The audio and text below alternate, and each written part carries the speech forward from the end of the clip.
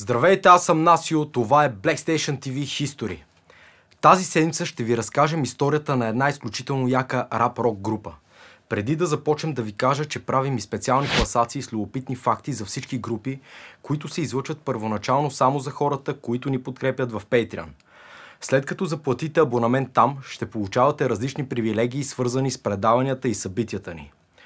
Също така ще имате възможността да грамнете монетата на Black Station, с която ще може да посещавате всичките ни събития до края на годината напълно безплатно. За първите няколко човека, които ни подкрепят в Patreon, нашите партньори от ателие за татуировки Палитра ще подарят по една рекламна тениска, а скоро ще направим и томбола за стандартните и VIP патрони, в която ще подарим ваучер за татуировка на стойност 300 лева. Оставяме линк в описанието. Ако пък нямате възможността да станете наши патрони, абонирайте се за канала, защото така също помагате за развитието ни. Благодарим! Beastie Boys са американска рап-рок група от Ню Йорк, създадена през 1978 година. Групата е съставена от Майкъл Даймънд, познат като Майк Ди, Адам Ялк, познат като MCA, и Адам Хоровиц, познат като Ed Rock. Beastie Boys са създадени от членове на експерименталната хардкор пънк група Young Aborigines през 1978 година, като Даймънд е вокалист, Джереми Шатън е бас-китарист, Джон Бери е на китара и Кейт Шеленбах на барабани. Когато Шатън напуска през 1981 година, Ял го заменя на бас и групата променя името си на Beastie Boys. Бери напуска малко след това и е заменен от Хоровиц. След като постигат местен успех с комедийния хип-хоп сингъл от 1983 година Cookie Puss, Beastie Boys правят пълен преход към хип-хоп и Шеленбах напуска групата. Те правят турне с Мадона през 1985 и година по-късно издават дебютния си албум License to Ill, който е първия рап запис начело на класацията Billboard 200. Втория им албум Paul's Boutique от 1989 е с търговски провал, но по-късно получава признание от критиците. Следват още 6 албума до 2011 година. Beastie Boys са продали 200 милиона плочи в Съединените щати, което ги прави най-продаваната рап група, откакто Billboard започва да записва продажби през 1991 година. Те са едни от най-дълго съществуващите хип-хоп групи в световен мащаб. През 2012 година става третата рап група, въведена в залата на славата на рок-н-рола, но през същата година Ялк умира от рак и Beastie Boys се разпадат. Преди да създаде Beastie Boys, Майкъл Даймънд е бил част от редица други групи.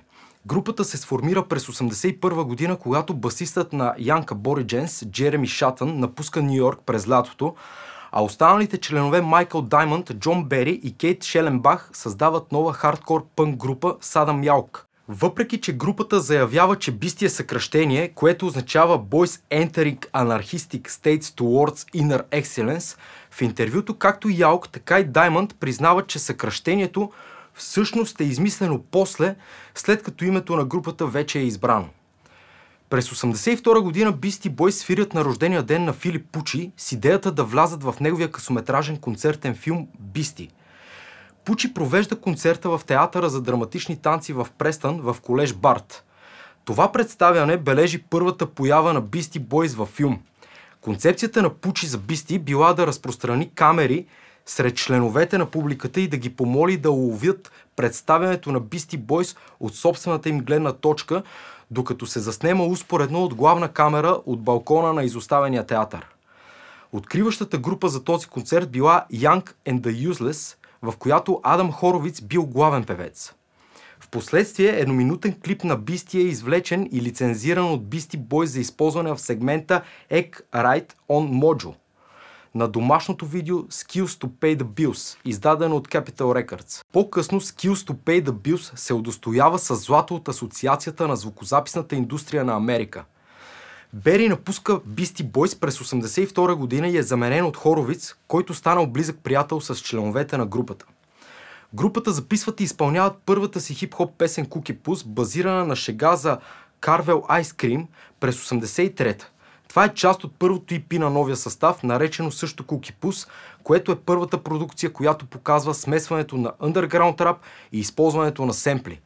Това бързо се превръща в хит в нюйоркските underground денс клубове. Песента Beastie Revolution по-късно е взета за реклама на British Airways, като групата заплашват да ги съдят за използването на песента, след което British Airways веднага им плащат $40,000 хонорар. След успеха на Cookie Puss, групата започва да включва рап в своите сетове. Те наемат диджей за техните концерти на живо, а именно студентът от Ню-Йоркския университет Рик Рубин, който започва да продуцира записи скоро след това. Рубин създава Def Jam Recordings с колегата си от Ню-Йоркския университет Ръсъл Саймънс и се обръща към групата за продуцирането им в новия лейбъл. Докато групата преминава към хип-хоп, Шеленбах е уволнена през 1984 година и Даймънд поема функцията й като барабанист. 12-инчовия сингъл на групата Rock Hard от 1984 е втория запис на Def Jam, в който Рубин е кредитиран като продуцент. Групата записва License to Ill през 1986-та, албумът е приет положително от списание Rolling Stone и се превръща в един от най-продаваните рап албуми през 80-те години и първия рап албум, който е номер 1 в класацията Billboard 200, където остава 5 седмици. Той също достига номер 2 в класацията за най-добрите R&B албуми. Това е най-бързо продавания дебютен запис на Def Jam до момента и са продадени над 9 милиона копия. Четвъртия сингъл You Gotta Fight for Your Right to Party достига номер 7 в американския Billboard Hot 100.